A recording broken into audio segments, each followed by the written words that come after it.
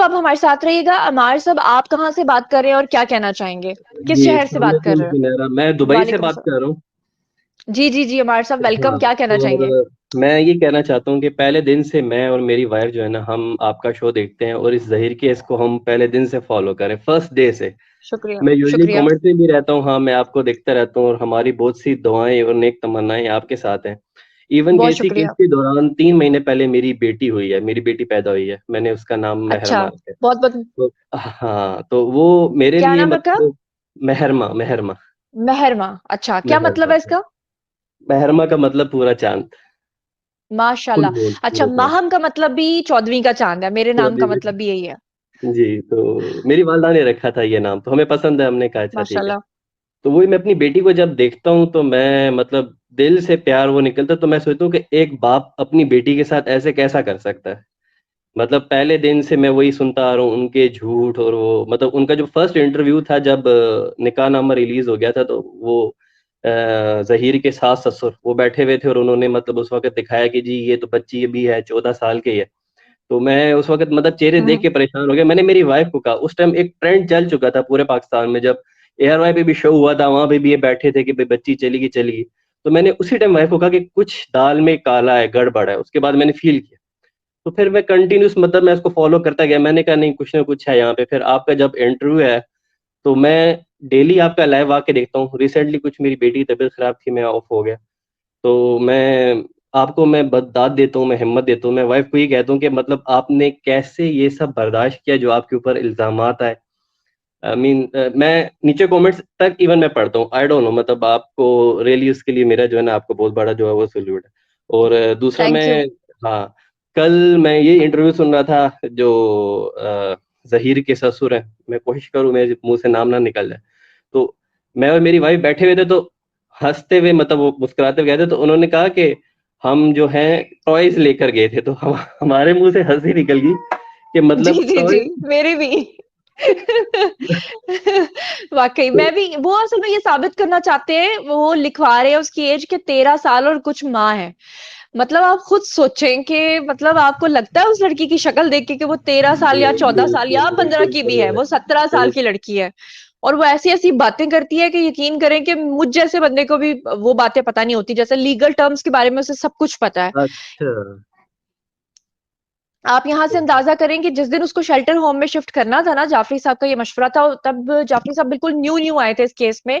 ये केस पहले राय खुरम साहब के पास था, तो उस लड़की ने पूरी रात बहस की उनके साथ, जाफरी साहब के साथ, लीगल टर्म्स के ऊपर कि नहीं मैं नहीं जाऊंगी, अगर ऐसा होगा तो ऐसा होगा, ऐसा होगा तो ऐसा होगा। आज भी जहीर मुझे पूछता है कि काश मैं उसको शेल्टर होम में ना भेजता, लेकिन वो उसके लिए बेटर था कि एक लीगल एडवाइस थी, उसको उस पे ओबे करना चाहिए था। लेकिन कहने का जी, बिल मकसद ये कि उसको इतनी चीजों का पता है, और ये कह रहे हैं कि जी हम उसके लिए खिलौने लेकर जा रहे हैं और खिलौने कॉपियां लेके जा किताबें क्यों लेकर जा रहे हैं, जबकि वो पेंसिल स्कूल में लेके जा पढ़ती रहे नहीं थी।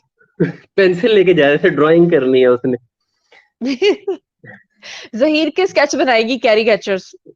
बस मैं मतलब literally like it's really shocking. मतलब मैं वाक़ई मुझे अच्छा, अमार साहब और आसिम भट्ट साहब, आप जैसे लोगों को देख के ना फख्र महसूस होता है कि अल्हम्दुलिल्लाह पाकिस्तान में ऐसे लोग हैं।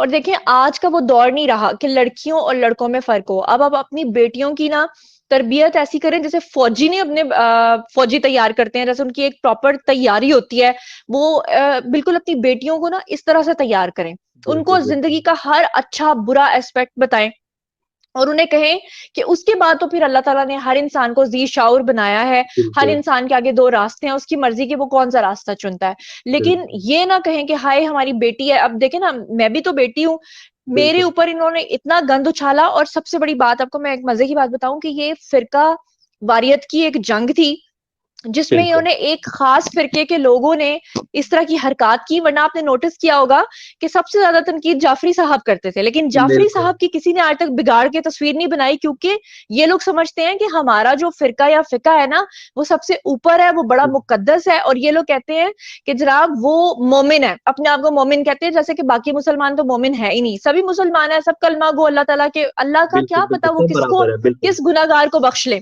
लेकिन ये बिल्कुल। लोग क्या करते हैं कि ये जाफरी साहब को छोड़ के ना मेरी, मियाँ साहब की, बिलाल साहब की, सबकी बनाते रहे हैं। जी, तब मुझे बिल्कुल, रियलाइज हुआ कि जाफरी साहब की इसलिए नहीं बना रहे कि ये इन्होंने बकायदा ग्राफिक डिजाइनर्स हायर किए हुए थे जो इस तरह करते थे और ऊपर शक्लें बनाते थे और ये सब कुछ करते थे। ये बहुत एक गंदी छोटा सा गंदी चीजें तबका, इन्होंने की हैं। 1%, ओनली 1%, ये एक बहुत छोटा सा तबका है, ऐसे नहीं कि पूरे, मतलब एक बहुत छोटा सा तबका है, एक एक्सट्रीम किस्म के जो है ना ये वो लोग हैं।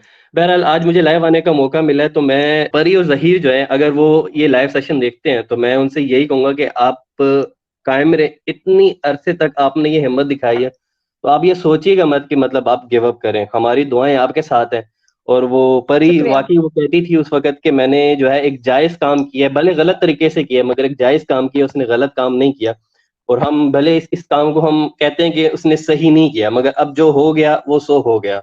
हम ऐसे मुआशरे में के आसपास मैंने जिधर भी देखा है कि अगर किसी बच्ची ने कोई गलत इकदाम उठा के ऐसा काम किया है, तो एट द एंड माँ बाप माफी कर देते हैं। उस बच्ची का ऐसा ही पूरी है। दुनिया में तमाशा नहीं बनाया जाता। अब आप खुद सोचेंगे, बच्ची आज से 2-4 साल बाद वो कल को कभी अपने शोहर के साथ बाहर जाएगी, सब उसको पहचानेंगे, देखो ये वो रही वो रही वो रही। तो वो अभी भी मुझे ऐसा ही है।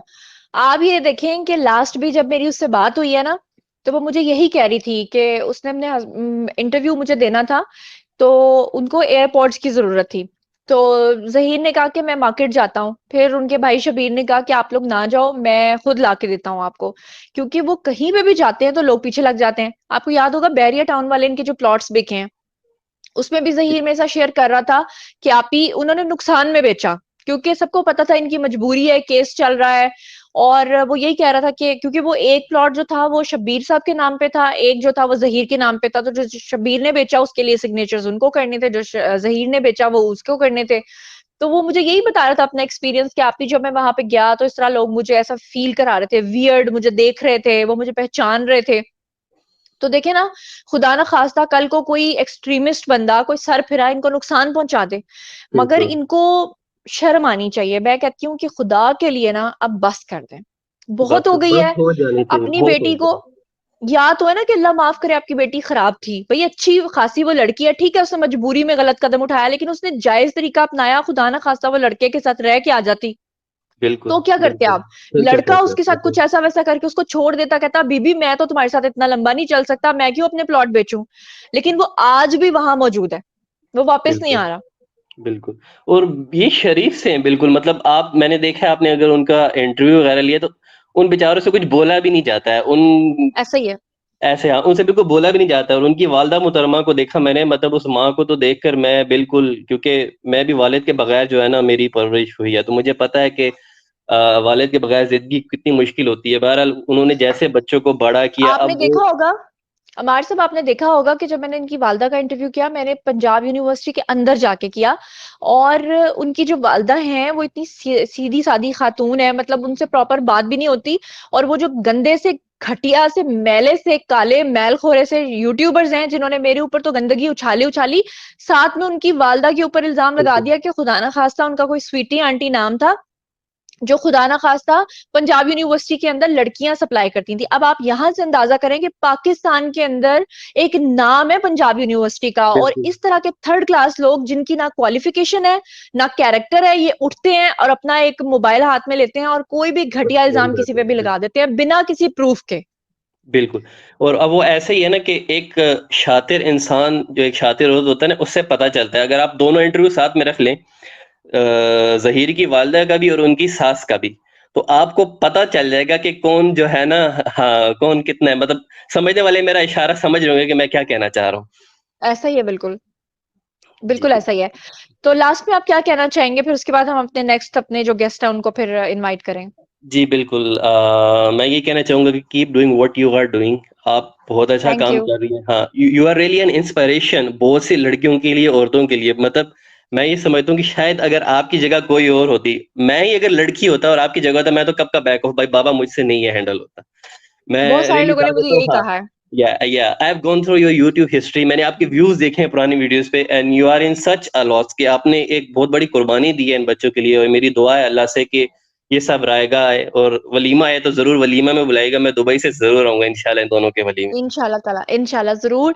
थैंक यू अमार साहब। बात पता क्या है कि मैं अक्सर दिल में अल्लाह ताला से ये पूछा करती थी कि या अल्लाह जब दज्जाल का दौर आएगा तो कैसा होगा कि सब लोग दज्जाल की तरफ चले जाएंगे और हजरत ईसा अलैहिस्सलाम के साथ सिर्फ चंद लोग होंगे, वो इतने बिल्कुल बेवकूफ लोग होंगे उनको नजर नहीं आ रहा होगा क्या। बिल्कुल मैंने इस केस में ये चीजें देखी हैं, हमारी जिंदगी के एग्जाम्पल से ही हम चीजों को सीखते हैं, और मैंने देखा कि कैसे लोग सच को झूठ और झूठ को सच बना सच देते हैं। बना देती, लेकिन बिल्कुल बिल्कुल अल्हम्दुलिल्लाह मैं इसलिए मुतमईन हूँ कि अगर मैंने इतनी बड़ी कुर्बानी दी, अपना चैनल मैंने दांव पे लगा दिया, मेरे व्यूज गिर गए, लोगों ने मुझे यहाँ तक कहना शुरू कर दिया कि हमें नफरत हो गई, हम आपको इतना सुनते थे, आपने झूठ बोला, लेकिन मैं इसलिए मुतमईन हूँ कि इंशाल्लाह जिनकी आंखों के आगे पर्दा है ना वो बहुत जल्द हट जाएगा।